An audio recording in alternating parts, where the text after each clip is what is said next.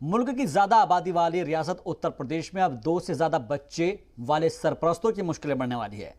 रियासती law commission ने UP में आबादी कंट्रोल के लिए कानून का मसौदा बनाना शुरू कर दिया है। कमीशन फिलहाल राजस्थान और मध्य प्रदेश समेत कुछ रियासतों में नाफिज कानूनों के साथ सामाजिक सूरत हाल और दीगर नुक्ते पर गौर कर रहा है।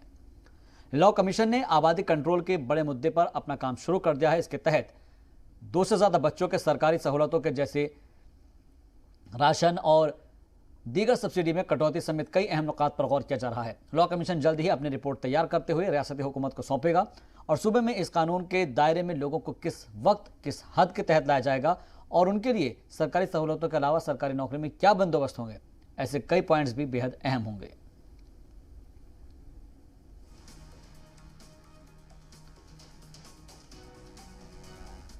तो यूपी में तो एक तरीके से मसौदा तैयार हो रहा है। उधर असम के वजीर आला हेमंत बिस्वा शर्मा ने बाकायदा तौर पर रियासत में आबादी कंट्रोल के लिए नई पॉलिसी बनाने का ऐलान भी कर दिया है।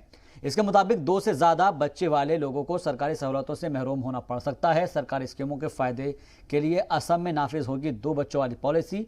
असम सरकार मरहलेवार तरीके से 2 बच्चों की पॉलिसी को नाफिज करेगी।